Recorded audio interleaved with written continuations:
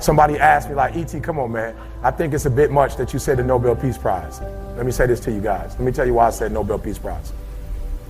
Because I said a 4-year degree and I got it. I said a master's and I got it.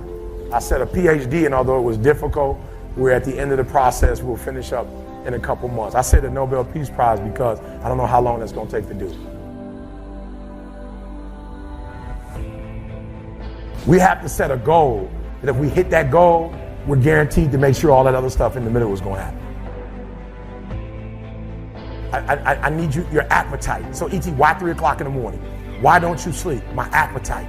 My appetite. I said, E.T., I want more. I can do more. If I accomplish this without a father, if I accomplish this with my mom being a teenage mom, if I accomplish this as a high school dropout, now that I have people like Glenn in my life, now that I have people like Bob Proctor in my life, now that I have people like John Maxwell in my life, what can I accomplish now?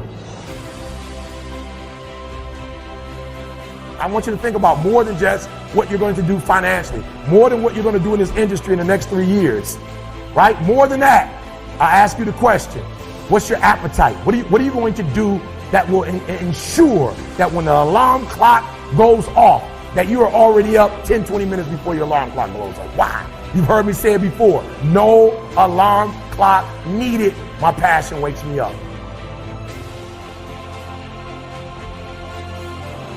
Listen to me, no alarm clock needed. When Glenn said 6 o'clock, I don't know how it happened, jet lag and all, went to sleep about 3 and the body just boom, 5:40, woke me up. Hey guys, time to get up. We got to go to the lobby at 6 o'clock.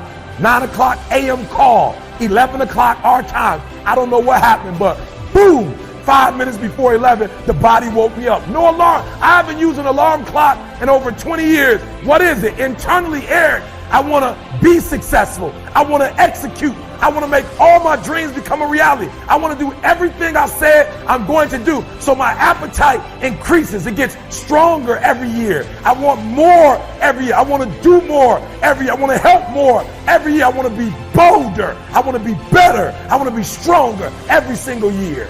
Every single year, your appetite should go up. You should never get settled. You should never get settled. You should never get content. Every single year. When you get content, when you settle, somebody's chasing you, somebody's coming from behind, and somebody's trying to take your spot. And so every single day when you wake up, you got to set new goals, new benchmarks. You got to raise it higher and higher and higher so you can make your dreams become a reality. As Epictetus said, he is a wise man who does not grieve for things which he has not, but rejoices for those which he has. And that's gratitude, isn't it? It's the very base decision that we all have to make. Are you grateful for the things that you have in your life, or are you always wanting more? And trust me, I get it.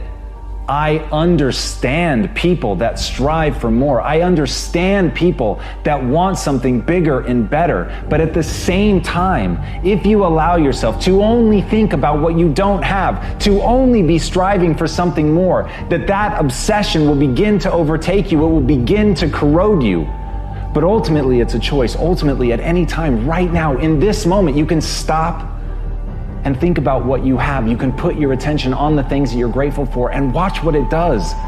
Watch what it does in that instance, the way that it changes you, the way that it changes your chemistry, your feelings in a moment can shift from negative and dark to beautiful, with nothing else changing around you, nothing but you deciding that you're going to focus on the things you're grateful for. Nothing but deciding that there are things in your life to be grateful for. And that is a decision. No matter what is happening in your life at any moment, right now, in the depths of a depression, in something going on terribly in your life, you could choose right now to think about the things you're grateful for.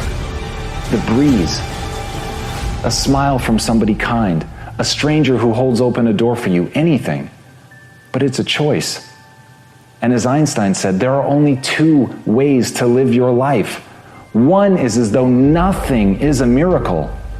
The other is as though everything is a miracle. And what choice are you making? What are you choosing to focus on right now? Do you let gratitude fill you up or not? And here's the critical part, and I want you to listen to this really well. Whatever you decide, whether you decide we live in a world of miracles or whether you decide we live in a world devoid of miracles, you are choosing one thing to the exclusion of the other. And when you focus on something that you're grateful for, when you look at those little moments in your life and choose to see them as grand miracles, even when it is only a gentle hand on your shoulder, even when it's only a kiss from somebody who you've kissed 1,000 times before, even when it is only holding the hand of somebody who needed their hand held, even when it's something that simple.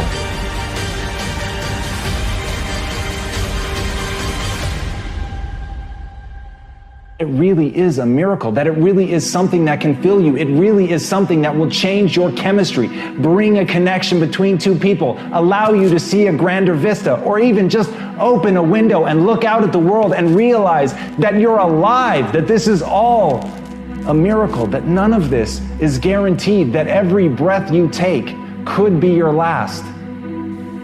And in that, you can choose to cherish what you have. In that, you can decide to focus on that you have a breath to take.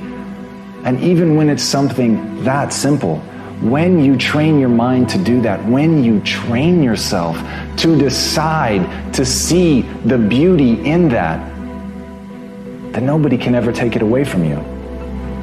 And no matter where you are, no matter what's going on in your life, you'll be able to rise up and feel the beauty that is being alive. So take a minute at the worst times in your life and focus on the things that you're grateful for.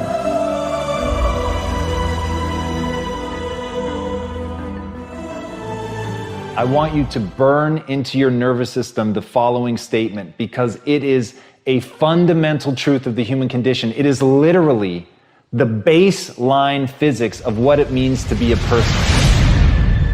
As Earl Nightingale said, we become what we think about. And that's an idea that I want you to hold firmly in your mind. That's something that I really want you to internalize. I really want you to stop right now. Whatever you're doing, I want you to stop, lean into this video and listen to what I'm saying. You will become what you think about. Really think about that for a second, as if it wasn't just a phrase, as if it's more than just words, as if it were a truth about how the brain works, because it is. You're going to become the thing that you think about. And I know that you're dwelling on a lot of negative shit. I know that you're carrying a lot of baggage with you. And I know that as you think about how things might go wrong, that you believe to the core of your being that you're just planning for the hard times. But the truth is, you're going to become those things that you fear. You're going to become the things that you dread. If you're thinking about all the things that you've done wrong in the past, you are going to simply continue that cycle.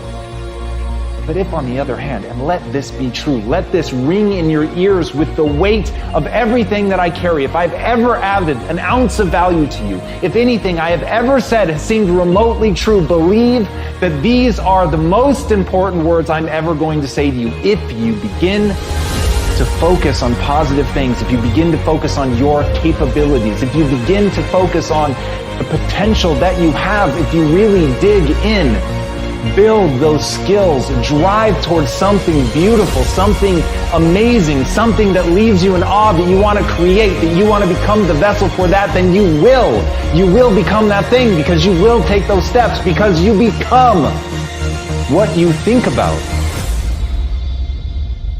And as Mark Twain said, 20 years from now, you'll be more disappointed by the things that you didn't do.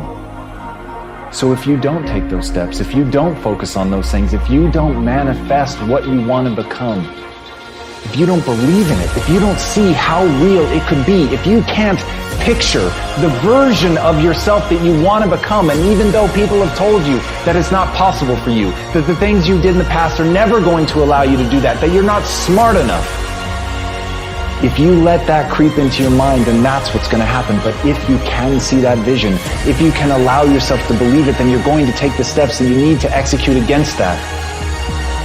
And if you go out there and do those things, you won't regret it. but you will regret it if you don't. So get out right now and build the person you want to be so you can have the life you want to have.